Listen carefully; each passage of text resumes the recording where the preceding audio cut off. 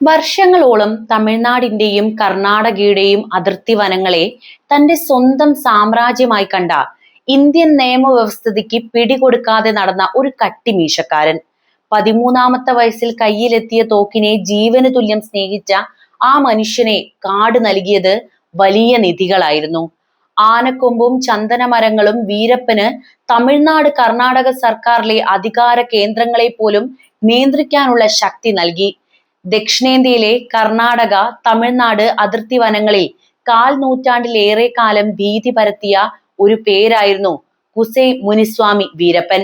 കട്ടിമീശയും തോക്കുമായി കാടിന്റെ നിയമങ്ങൾ തന്റേതാക്കിയ ഒരു മനുഷ്യന്റെ കഥയാണ് വീരപ്പന്റേത്.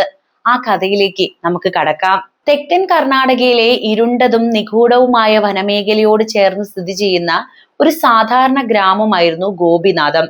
അവിടുത്തെ ജനത പ്രധാനമായും ആശ്രയിച്ചത് ആ കാടിനെ തന്നെയായിരുന്നു.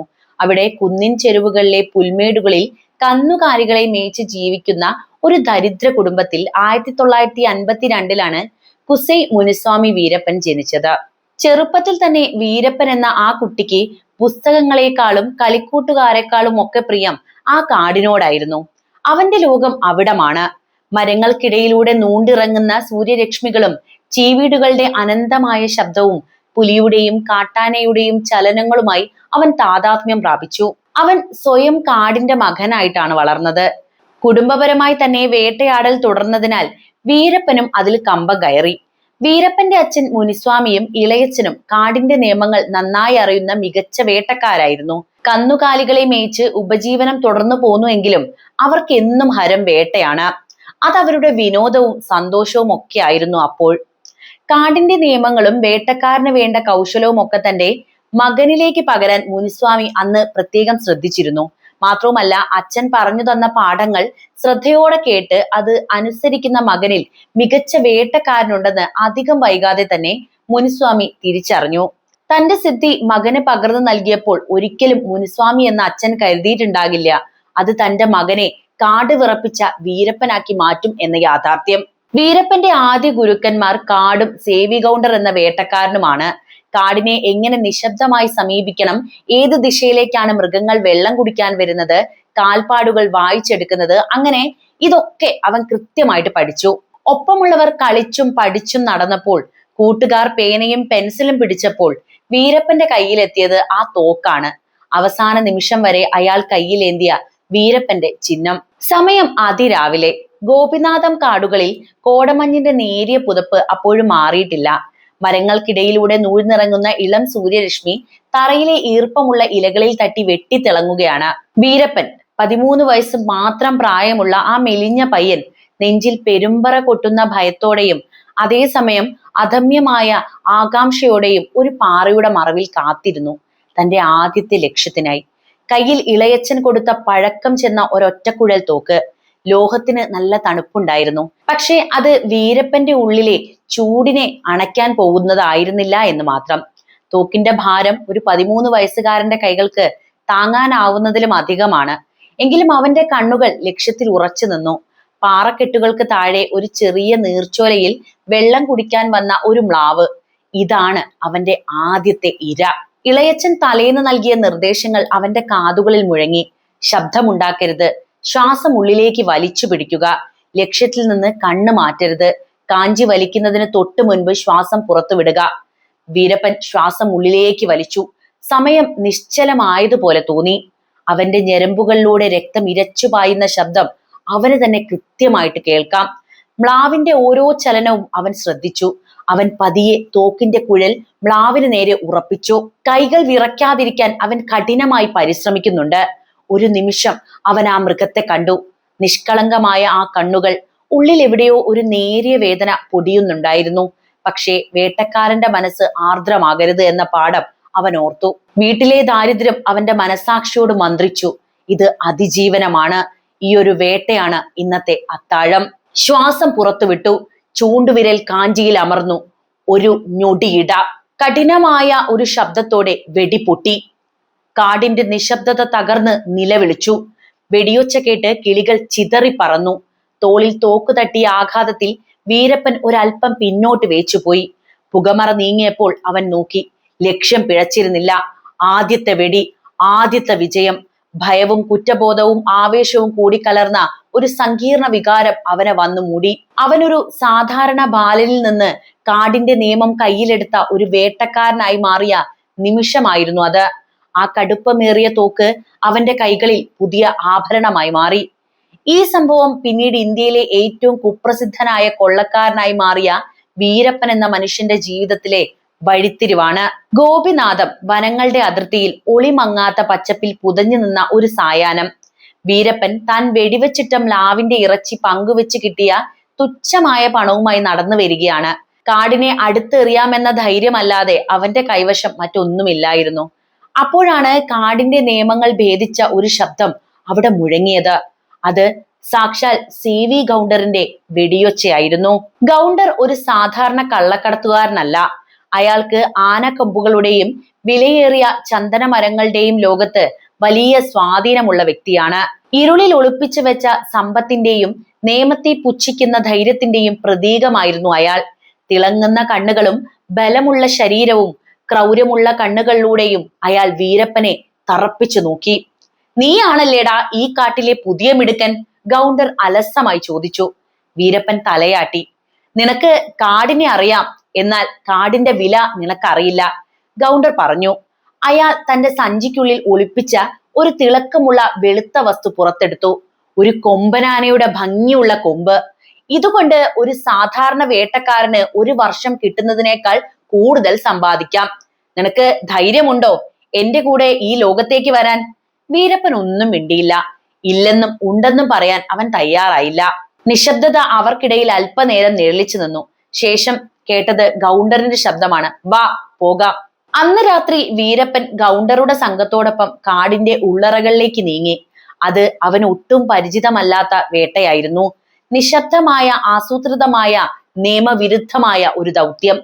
CV ഗൗണ്ടറുടെ സംഘത്തിൽ ചേർന്നതോടെ വീരപ്പന്റെ കാടിനെ കുറിച്ചുള്ള അറിവ് വെറും ഒരു വേട്ടക്കാരന്റെ മാത്രമായിരുന്നില്ല. അവന്റെ കയ്യിലെ തോക്ക് അരവയർ നിറയ്ക്കുന്ന ആയുധവുമല്ല, അതിർത്തികൾ ഭേദിക്കുന്ന, പണം വാരിക്കൂട്ടാൻ ശേഷിയുള്ള ബ്രഹ്മാസ്ത്രമായി ആ തോക്ക് പരിണമിച്ചിരിക്കുന്നു. ഈ കാട്ടിൽ ഒരു മനുഷ്യന്റെ വില അവന്റെ കയ്യിലുള്ള തോക്കിന്റെ ശക്തിയാണ്. നിയമങ്ങൾ ഉണ്ടാക്കുന്നത് പുറത്തുള്ള ലോകമാണ്, പക്ഷെ ഈ കാട്ടിലെ നിയമം ഞാനാണ്. ഗൗണ്ടർ ഒരു രാത്രി തീ കായുന്നതിനിടയിൽ വീരപ്പനോട് പറഞ്ഞു. തന്റെ കൂട്ടത്തിൽ ഏറ്റവും സമർത്ഥൻ വീരപ്പനാണെന്ന് അപ്പോഴേക്കും ഗൗണ്ടർ തിരിച്ചറിഞ്ഞു കഴിഞ്ഞിരുന്നു. അവന് കാടിനെ അറിയാം. വന്യതയുടെ രഹസ്യ ഭാഷ സംസാരിക്കുന്നവനാണവൻ. അവന്റെ ഓരോ ചുവടുവെപ്പും അത്രത്തോളം മികവുറ്റതായിരുന്നു. കാടിറങ്ങുമ്പോൾ വില കൂടിയ വസ്തുക്കൾ മാത്രമായിരുന്നില്ല, അതിനേക്കാൾ വിലയുള്ള തോക്കുധാരിയായ ഒരു പയ്യനെ കൂടി സ്വന്തമാക്കിയ സന്തോഷത്തിലായിരുന്നു ഗൗണ്ടർ. കാടിനുള്ളിൽ വെച്ചാണ് ആ വെളുത്ത സ്വർണം വീരപ്പൻ ആദ്യമായി കാണുന്നത്. വീരപ്പനെ വീരപ്പനാക്കിയ വെളുത്ത സ്വർണം. ഒരു ദിവസം കാടിന്റെ ഉള്ളറയിൽ ഒരു ഒളിത്താവളത്തിൽ വെച്ച് വീരപ്പൻ താൻ മുമ്പ് കണ്ടിട്ടില്ലാത്ത അത്ര വലിയൊരു കൊമ്പ് കണ്ടു. വെളുത്ത് മിനുസമുള്ള ശക്തമായ ആ കൊമ്പ് ഒരു പഴയ തടിയൻ മേശപ്പുറത്ത് കിടക്കുന്നു. അത് വെറുമൊരു അസ്ഥിയല്ല, മറിച്ച് സ്വർണം തന്നെയായിരുന്നു. വീരപ്പന്റെ കണ്ണുകൾ അതിൽ നിന്ന് പിന്നെ മാറിയിട്ടേയില്ല. ഇതാണോ ഗൗണ്ടർ നിങ്ങൾ വിലയുള്ള വേട്ട എന്ന് പറഞ്ഞത്? വീരപ്പൻ വളരെ ആകാംക്ഷയോടെ ചോദിച്ചു. ഗൗണ്ടർ ഒരു ചിരിയോടെ മറുപടി പറഞ്ഞു. അതേ വീരപ്പ, നീ വെടിവെച്ചിടുന്ന മ്ലാവിന്റെ തോലിന് കിട്ടുന്നത് 10 രൂപയാണെങ്കിൽ ഈ ഒരു കൊമ്പിന് നഗരത്തിലെ കച്ചവടക്കാർ ലക്ഷങ്ങൾ തരും. ഇത് വെറും ഒരു കൊമ്പല്ല, ഇത് അധികാരമാണ്, പണമാണ്, നിന്റെ ദാരിദ്ര്യം തീർക്കാനുള്ള വഴിയും. ഈ വാക്കുകൾ വീരപ്പന്റെ മനസ്സിൽ ആഴത്തിൽ പതിഞ്ഞു. ലക്ഷങ്ങൾ, അവന് കേട്ടറിവ് പോലുമില്ലാത്ത സംഖ്യയാണത്. കാട്ടാനകൾ എന്നും അവന് ഭീഷണിയായിരുന്നു. അവനെ പലപ്പോഴും ഓടിക്കുകയും ഭയപ്പെടുത്തുകയും ചെയ്തിട്ടുള്ള ആനകൾ പെട്ടെന്ന് വിലപിടിപ്പുള്ള ഒരു നിധിയായി അവന് മുന്നിൽ രൂപാന്തരം പ്രാപിച്ചു. അങ്ങനെ CV ഗൗണ്ടറുടെ കീഴിൽ വീരപ്പൻ ആനക്കൊമ്പ് വേട്ടയുടെ പാഠങ്ങൾ പഠിച്ചു തുടങ്ങി. ആനകൾ കൂട്ടമായി സഞ്ചരിക്കുന്ന വഴികൾ, അവയുടെ വിശ്രമ സ്ഥലങ്ങൾ, വെള്ളം കുടിക്കാനെത്തുന്ന സമയം എന്നിവ കൃത്യമായി പഠിച്ചു. പഴക്കം ചെന്ന ഒറ്റക്കുഴൽ തോക്കുകൾ ഉപയോഗിച്ച് എങ്ങനെ ഒറ്റ വെടിക്ക് ആനയുടെ ജീവൻ എടുക്കാമെന്നും പഠിച്ചു. ലക്ഷ്യം പിഴച്ചാൽ ആനകൾക്ക് അവനെ എളുപ്പത്തിൽ ഇല്ലാതാക്കാൻ കഴിയുമെന്ന് അവൻ മനസ്സിലാക്കി. അതുകൊണ്ട് വളരെ ശ്രദ്ധയോടെ, മനസാന്നിധ്യത്തോടെ ചെയ്യേണ്ട ജോലിയാണിതെന്നും അവൻ തിരിച്ചറിഞ്ഞു കഴിഞ്ഞിരുന്നു. കൊമ്പ് അറുത്തെടുക്കുന്ന രീതി, അത് പോറൽ പോലുമില്ലാതെ എങ്ങനെ ഒളിപ്പിച്ച് കടത്താമെന്ന തന്ത്രങ്ങൾ, ഓരോ ചലനവും ഗൗണ്ടർ അവനെ പരിശീലിപ്പിച്ചു. ചെറിയ മൃഗങ്ങളെ വെടിവെച്ചിടുന്നത് വയറ് നിറയ്ക്കാനാണ്, എന്നാൽ ഇവനെ വീഴ്ത്തുന്നത് ജീവിതം മാറ്റിമറിക്കാനാണ്. തകർന്നു വീണ ഒരു ഭീമൻ കൊമ്പനാനയെ ചൂണ്ടി ഗൗണ്ടർ വീരപ്പനോട് പറഞ്ഞ വാക്കാണിത്. ആനക്കൊമ്പ് കട്ട് വിറ്റ് കിട്ടിയ പണത്തിന്റെ തിളക്കം വീരപ്പന്റെ കണ്ണിൽ അണയാത്ത ഒരു തീയായി മാറി. ദാരിദ്ര്യത്തിൽ നിന്ന് രക്ഷപ്പെടാനുള്ള ഒരു കുറുക്കു വഴിയായിരുന്നു അവനെ സംബന്ധിച്ചിടത്തോളം അത്. ഓരോ വെടിയും അവന്റെ കുടുംബത്തിന്റെ വിശപ്പ് മാറ്റുന്ന, അവന്റെ ജീവിതം മെച്ചപ്പെടുത്തുന്ന ഒരു ഉറപ്പായി മാറി. ആ പണം കണ്ടപ്പോൾ ആനകളുടെ ജീവന് വിലയില്ലാതായി. വീരപ്പന്റെ മനസ്സിൽ നിന്ന് വന്യജീവികളോടുള്ള സ്നേഹവും ബഹുമാനവും പതിയെ മാഞ്ഞു പോയിരുന്നു. പകരം അവന് പണത്തിനോടും അധികാരത്തിനോടും ആർത്തി വന്നു തുടങ്ങി. ആനവേട്ട അവന് ലഹരിയായി മാറി. കാടിന്റെ വന്യത അവന് ഖനിയായി തുടങ്ങി. അങ്ങനെ ഒരു സാധാരണ വേട്ടക്കാരൻ ആനക്കൊമ്പുകളുടെ വിലയറിഞ്ഞുകൊണ്ട് തന്റെ തോക്കിന്റെ കുഴൽ കാട്ടുമൃഗങ്ങളുടെ നേർക്ക് തിരിച്ചു. ആനക്കൊമ്പ് കള്ളക്കടത്തുകാരനായി മാറിയ ആ നിമിഷം വീരപ്പന്റെ ജീവിതത്തെ മാത്രമല്ല, ദക്ഷിണേന്ത്യൻ വനങ്ങളുടെ ഭാവിയെയും മാറ്റിമറിച്ചു. കാടിന്റെ ഉള്ളറകളിൽ ആനക്കൊമ്പിന്റെ വിൽപ്പന വലിയ ലാഭം നൽകിയില്ല എങ്കിലും വീരപ്പന്റെ മനസ്സിൽ ഒരു വെല്ലുവിളി ഉണ്ടായിരുന്നു. എങ്ങനെ സ്ഥിരമായി സുരക്ഷിതമായി പണമുണ്ടാക്കാം? ചന്ദനമരങ്ങളുടെ സുഗന്ധം അവൻ ആ ചോദ്യത്തിനുള്ള മറുപടി നൽകി. വിലപിടിപ്പുള്ള ചന്ദനം കാട്ടിൽ സമൃദ്ധമാണ്. എന്നാൽ സേവി ഗൗണ്ടർ മുന്നറിയിപ്പ് നൽകി. ആനക്കൊമ്പ് പോലെ ഒളിപ്പിക്കാൻ അത്ര എളുപ്പമല്ല വീരപ്പ. ചന്ദനത്തിന് ഒരു സുഗന്ധമുണ്ട്. ആ സുഗന്ധം പോലീസിനെ നമ്മളിലേക്ക് കൊണ്ടുവരും. ഗൗണ്ടറുടെ വാക്കുകൾ വീരപ്പൻ ശ്രദ്ധിച്ചു. അവന്റെ കാടറിവ് വെറും വേട്ടയാടാനുള്ളതല്ല, മറിച്ച് ഈ സുഗന്ധത്തെ മറികടക്കാനുള്ള തന്ത്രങ്ങൾ മെനയാനുള്ളതാണ്. അവൻ പുതിയ നിയമങ്ങൾ കൊണ്ടുവന്നു. ഒന്നാമതായി, അവർ ഒരിക്കലും എല്ലാ മരങ്ങളും വെട്ടില്ല. കാടിന്റെ ഓരോ ഭാഗത്തും ചന്ദന തൈലം കൂടുതലുള്ളതും മുന്തിയ വില ലഭിക്കുന്നതുമായ മരങ്ങൾ മാത്രം അവൻ തിരഞ്ഞെടുത്ത് അടയാളപ്പെടുത്താൻ തുടങ്ങി. രണ്ടാമതായി, മുറിക്കൽ എപ്പോഴും നിശബ്ദമായ രാത്രികളിലേക്ക് മാറ്റി. പകൽ വെളിച്ചത്തിലെ കോടാലിയുടെ ശബ്ദം ദൂരെ കേൾക്കാം. എന്നാൽ രാത്രിയിൽ കാറ്റിന്റെയും ചീവീടുകളുടെയും ശബ്ദത്തിൽ ആ മരം മുറിക്കുന്ന നേർത്ത ശബ്ദം പോലും അലിഞ്ഞ് ഇല്ലാതാകും. മരം മുറിച്ചാൽ തീരുന്നില്ല ജോലി. ചന്ദനം പുറത്തെത്തിക്കുന്നതായിരുന്നു ഏറ്റവും ശ്രമകരമായ ദൗത്യം. വെട്ടിയ തടികൾ അവന്റെ കൂട്ടാളികൾ ആദ്യം പല ചെറു കഷ്ണങ്ങളാക്കി മുറിക്കും. ഏറ്റവും ബുദ്ധിപരമായ നീക്കം ചന്ദനത്തടിയുടെ പുറന്തൊലി നീക്കം ചെയ്ത ശേഷം അത് ചെളിയിലും മണ്ണിലും പൂഴ്ത്തിവെക്കുന്നതായിരുന്നു. ഇത് അതിന്റെ സുഗന്ധം ഒരു വലിയ അളവിൽ കുറച്ചു. പെട്ടെന്ന് കണ്ടാൽ ഇതൊരു വിലയേറിയ ചന്ദനത്തടിയാണെന്ന് ആർക്കും മനസ്സിലാകാനും പോകുന്നില്ല. തുടർന്ന് ട്രക്കുകൾക്ക് എത്തിപ്പെടാൻ കഴിയാത്ത കുന്നിൻ ചെരുവുകളിലെയും അരുവികളിലൂടെയും തീരങ്ങളിലൂടെ ഇലകൾക്കിടയിൽ ഒളിപ്പിച്ചു വെച്ച് കിലോമീറ്ററുകളോളം അവർ ആ തടികൾ ചുമന്നുകൊണ്ടുപോയി. വീരപ്പൻ തമിഴ്നാട് കർണാടക അതിർത്തികൾ ഒരു കളിസ്ഥലം പോലെ ഉപയോഗിച്ചു. ഒരു സംസ്ഥാനത്ത് മരം മുറിക്കുക, മറ്റൊരു സംസ്ഥാനത്ത് രഹസ്യ താവളത്തിൽ ഒളിപ്പിക്കുക. ഈ അതിർത്തി ഭേദം പോലീസിന് തലവേദനയായി തുടങ്ങി. ഒരു സംസ്ഥാനത്തെ പോലീസ് ഓപ്പറേഷൻ തുടങ്ങിയാൽ അടുത്ത സംസ്ഥാനത്തെ കാടുകളിലേക്ക് അയാൾ അപ്രത്യക്ഷനാകും. വനപാലകരുടെ നീക്കങ്ങൾ അവൻ ദിവസങ്ങളോളം രഹസ്യമായി നിരീക്ഷിച്ച് പഠിച്ചുകൊണ്ടിരുന്നു. അവർ എവിടെയാണ് പെട്രോളിംഗ് നടത്തുക, എവിടെയാണ് അവരുടെ ശ്രദ്ധ കുറയുന്നത്, ആര് കൈക്കൂലി വാങ്ങാൻ തയ്യാറാകും. ഈ വിവരങ്ങൾ ശേഖരിച്ച് കാടിന്റെ നിയമങ്ങളെ മറികടന്ന് സ്വന്തം കൊള്ളയുടെ തന്ത്രങ്ങൾ വീരപ്പൻ ആവിഷ്കരിച്ചു. ആളൊഴിഞ്ഞ അരുവികളുടെ തീരത്തുകൂടിയും അതുപോലെ തന്നെ പാറക്കെട്ടുകൾക്കിടയിലൂടെയുമുള്ള രഹസ്യ വഴികൾ അവൻ കണ്ടെത്തി. വിലപിടിപ്പുള്ള ചന്ദനമരങ്ങൾ അറുത്തു മാറ്റുന്നതിനും അത് അതിർത്തികൾ കടത്തി മറച്ചു വിൽക്കുന്നതിനും വീരപ്പന്റെ കഴിവുകൾ ഗൗണ്ടർ ഉപയോഗിച്ചു. കൃത്യമായി തന്നെ ഓരോ കടത്തിലും വനം വകുപ്പ് ഉദ്യോഗസ്ഥരെയും പോലീസുകാരെയും ഒഴിവാക്കാനുള്ള തന്ത്രങ്ങളും അവൻ പഠിച്ചിരുന്നു. ചതി, ഒളിസേവ, കൈക്കൂലി നൽകൽ, ഇത്തരം പാഠങ്ങൾ കൂടി അവന്റെ വേട്ടയിൽ ഉൾപ്പെട്ടു. ഇതോടെ വേട്ടക്കാരൻ എന്ന പേരിൽ നിന്നും കൊള്ളക്കാരനായി അവൻ രൂപാന്തരം പ്രാപിച്ചു. അങ്ങനെ ഒരു രാത്രി വിവരങ്ങൾ ചോർത്തിയെന്ന് ഗൗണ്ടർ സംശയിച്ച ഒരാളെ സംഘം പിടികൂടുകയാണ്. ഇത്തരം ചെറുകീടങ്ങളെ വെറുതെ വിട്ടാൽ നമ്മൾ ഇല്ലാതാകും, ഗൗണ്ടർ കടുപ്പിച്ചു പറഞ്ഞു. ആ ദയയില്ലാത്ത കൊലപാതകം വീരപ്പനെ വിറപ്പിച്ചു.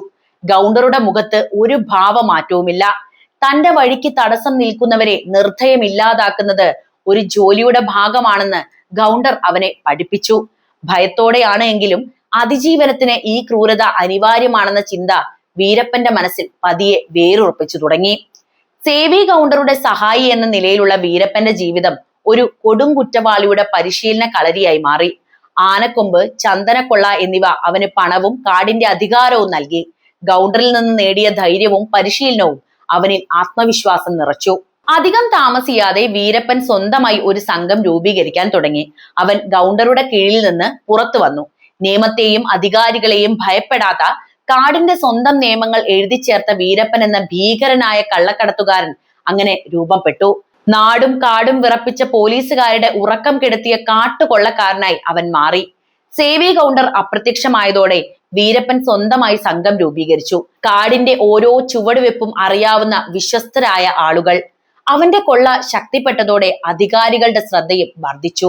അങ്ങനെയിരിക്കെയാണ് വനം വകുപ്പ് ഉദ്യോഗസ്ഥനായിട്ടുള്ള പി ശ്രീനിവാസ് അവന്റെ വഴിക്ക് തടസ്സമായി എത്തുന്നത്. കാടിനെ സ്നേഹിച്ച സത്യസന്ധനായ ശ്രീനിവാസ് വീരപ്പനെ സമാധാനപരമായി കീഴടക്കാൻ ശ്രമം നടത്തി. എന്നാൽ അധികാരം തലയ്ക്ക് പിടിച്ച വീരപ്പന് ഈ അനുനയങ്ങളെല്ലാം വെറും ബലഹീനതകളായിരുന്നു. താൻ പിടിക്കപ്പെട്ടാൽ അത് സാമ്രാജ്യം തകരുമെന്ന് അവൻ തിരിച്ചറിഞ്ഞു. അതിനുള്ള പ്രതിരോധങ്ങൾ തീർത്തു. ഒരു കെണി വെച്ച് വീരപ്പൻ ശ്രീനിവാസിനെ തനിക്കരികിലേക്ക് വിളിച്ചു. സമാധാന ചർച്ചകൾ പ്രതീക്ഷിച്ചെത്തിയ ശ്രീനിവാസിനെ ക്രൂരമായി കൊലപ്പെടുത്തി. ആ കൊലപാതകം വീരപ്പന് കാടിന് നൽകിയ സന്ദേശമായിരുന്നു. ഈ കാടിന് ഒരൊറ്റ രാജാവേ ഉള്ളൂ എന്നതായിരുന്നു ആ സന്ദേശം.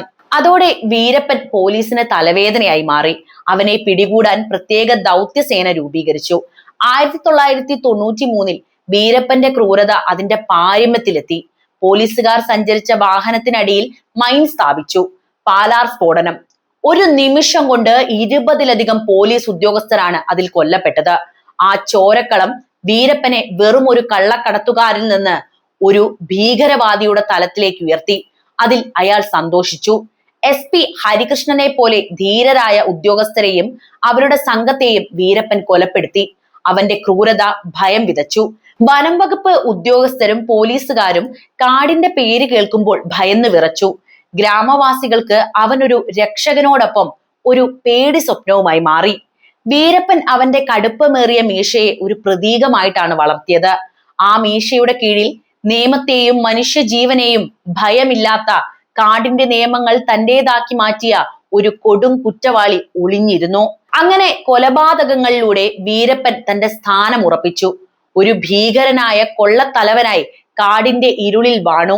കുറച്ചു കാലത്തേക്ക് പിന്നെ യാതൊരു അറിവും ഉണ്ടായിരുന്നില്ല വീരപ്പനെ കുറിച്ച്. വീരപ്പന്റെ പേര് കാടിനുള്ളിൽ ഭയത്തിന്റെ മന്ത്രമായി മുഴങ്ങുമ്പോൾ പുറം ലോകം അവനെ കുറിച്ച് മറന്നു തുടങ്ങിയിരുന്നു ഒരു സമയത്ത്. എന്നാൽ വർഷം 2000-ലെ ആ ഭീകര രാത്രി അവന്റെ പേര് വീണ്ടും ഇന്ത്യയൊട്ടാകെ തീ പോലെ പടർന്നു പിടിച്ചു. കർണാടകയുടെ പ്രിയപ്പെട്ട നടൻ, ദക്ഷിണേന്ത്യയുടെ തലമുറകളുടെ വികാരമായിരുന്നു ഡോക്ടർ രാജ്കുമാർ ഗോപിനാഥത്തിനടുത്തുള്ള അദ്ദേഹത്തിന്റെ ഫാം ഹൗസിൽ വിശ്രമിക്കുകയായിരുന്നു. ആ ശാന്തമായ രാത്രിയുടെ മൗനത്തെ തകർത്ത് കാടിന്റെ നിഴലുകൾ ചലിച്ചു. തോക്കുകളുമായി കട്ടിമീശക്കാരനായ വീരപ്പനും കൂട്ടാളികളും അവിടെ എത്തി. വിശ്വസിക്കാനാവാത്ത ഒരു ദൃശ്യം. കാടിന്റെ കൊള്ളത്തലവൻ രാജ്യത്തെ ഏറ്റവും വലിയ താരത്തെ തോക്കിന് മുനയിൽ നിർത്തിയിരിക്കുന്നു. നിങ്ങൾ എന്റെ അതിഥിയാണ്, വീരപ്പൻ രാജ്കുമാറിനോട് പറഞ്ഞു. ആ വാക്കുകൾ ഒരു തട്ടിക്കൊണ്ടുപോകലായിരുന്നില്ല, ഒരു പ്രഖ്യാപനം കൂടിയാണ്. രാജ്കുമാറിനെ വീരപ്പൻ കാടിന്റെ അഗാധമായ ഉള്ളറകളിലേക്ക് കൊണ്ടുപോയി. 90 ദിവസം നീണ്ട ഈ തടവറ ജീവിതം ഇന്ത്യയിലെ മാധ്യമങ്ങളെയും രാഷ്ട്രീയ നേതൃത്വങ്ങളെയും ഇളക്കി മറിച്ചു. വീരപ്പൻ തന്റെ ആവശ്യങ്ങൾ ഉന്നയിച്ചുകൊണ്ട് വീഡിയോ സന്ദേശങ്ങൾ പുറത്തുവിട്ടു. ഓരോ ദിവസവും രാജ്യത്തെ ലക്ഷക്കണക്കിന് ആളുകൾ തങ്ങളുടെ പ്രിയപ്പെട്ട താരത്തിന്റെ മോചനത്തിനായി ശ്വാസം അടക്കി പിടിച്ച് കാത്തിരുന്നു. ഇതിനു പിന്നിൽ വീരപ്പന് ചില ആവശ്യങ്ങൾ ഉണ്ടായിരുന്നു. അതെന്തൊക്കെയാണെന്നല്ലേ? ഒന്നാമത്തെ ആവശ്യം തമിഴ്നാട്ടിലെ ജയിലുകളിൽ കഴിയുന്ന തമിഴ് തീവ്രവാദികളെ മോചിപ്പിക്കുക എന്നതാണ്. രണ്ടാമത്തെ ആവശ്യം തമിഴർ കൂടുതലുള്ള സ്ഥലങ്ങളിൽ തമിഴ് പ്രാധാന്യം നൽകുക എന്നത്. മൂന്നാമത്തെ ആവശ്യം വീരപ്പനെ പിടികൂടാൻ രൂപീകരിച്ച പ്രത്യേക ടാസ്ക് ഫോഴ്സിന്റെ പ്രവർത്തനങ്ങൾ അവസാനിപ്പിക്കുക. നാലാമത്തെ ആവശ്യം തമിഴ്നാട്ടിലെയും കർണാടകയിലെയും വനവാസികൾക്ക് അടിസ്ഥാന സൗകര്യങ്ങൾ ഉറപ്പാക്കുക. രാജ്കുമാറിനെ മോചിപ്പിക്കുന്നതിന് പകരമായി ഈ ആവശ്യങ്ങൾ തമിഴ്നാട്, കർണാടക സർക്കാരുകൾ അംഗീകരിക്കണം എന്നതായിരുന്നു വീരപ്പന്റെ പ്രധാനപ്പെട്ട ആവശ്യം. പ്രശസ്തരായ ഇടനിലക്കാർ വനത്തിലേക്ക് യാത്ര ചെയ്തു. രഹസ്യ ചർച്ചകളും വിലപേശലുകളും നടന്നുകൊണ്ടിരുന്നു. ഈ നാടകീയമായ സംഭവത്തിലൂടെ വീരപ്പൻ പ്രാദേശിക കൊള്ളത്തലവൻ എന്നതിൽ നിന്ന് ദേശീയ തലത്തിൽ സർക്കാരുകളെ മുട്ടുകുത്തിച്ച ഒരു ഭീകര ശക്തിയായി മാറി. അങ്ങനെ 108 ദിവസത്തെ ആകാംക്ഷാഭരിതമായ കാത്തിരിപ്പിനൊടുവിൽ വീരപ്പന്റെ ആവശ്യങ്ങൾ അംഗീകരിക്കപ്പെട്ട ശേഷം രാജ്കുമാർ മോചിതനായി. കാടിന്റെ ശക്തിയുടെയും വീരപ്പന്റെ ഭീകര സ്വാധീനത്തിന്റെയും അവസാനത്തെ തിളക്കമുള്ള തെളിവായിരുന്നു ആ തട്ടിക്കൊണ്ടുപോകൽ. രാജ്കുമാർ സംഭവത്തിന് ശേഷം വീരപ്പന്റെ കുപ്രസിദ്ധി വർദ്ധിച്ചുവെങ്കിലും കാടിന്റെ നിയമങ്ങൾ പതിയെ മാറുകയായിരുന്നു. സർക്കാരിനെയും നിയമ സംവിധാനങ്ങളെയും വെല്ലുവിളിച്ച ഒരു കാട്ടുകൊള്ളക്കാരനെ ഒരു തരത്തിലും താങ്ങി നിർത്താനാകില്ലെന്ന് അധികാരികൾ അതിനോടകം തന്നെ തീരുമാനിച്ചു കഴിഞ്ഞു. അങ്ങനെ അവർ തന്ത്രങ്ങൾ മെനഞ്ഞു. വീരപ്പന്റെ ധൈര്യം ചോർത്തുക എന്നതിന്റെ ഭാഗമായി വീരപ്പന്റെ കൂട്ടാളികളെ തേടി പിടിച്ച് കൊല ചെയ്യാൻ തുടങ്ങി. പലരും അങ്ങനെ കീഴടങ്ങി.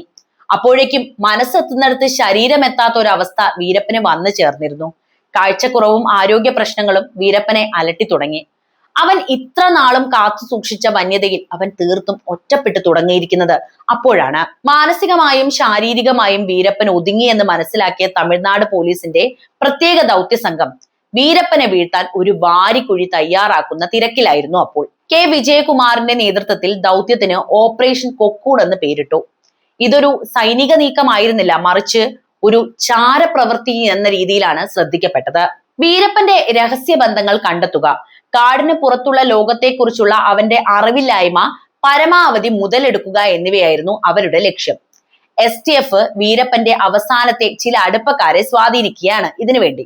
ആരോഗ്യ പ്രശ്നങ്ങൾ കൊണ്ട് തന്നെ വീരപ്പൻ ചികിത്സയ്ക്കായി പുറത്തു വരാൻ നിർബന്ധിതനാകുമെന്ന് അവർ മനസ്സിലാക്കി. അങ്ങനെ ഓപ്പറേഷൻ കൊക്കൂണ് ബെല്ല് മുഴങ്ങി. കാട് ഒരു ദീർഘനിശ്വാസം പുറത്തുവിട്ടു. 20 വർഷത്തിലേറെയായി താൻ സംരക്ഷിച്ച ഒരു രഹസ്യത്തിന്റെ അന്ത്യം അടുത്തുവെന്ന് ആ വനത്തിന് മനസ്സിലായി കഴിഞ്ഞിരുന്നു.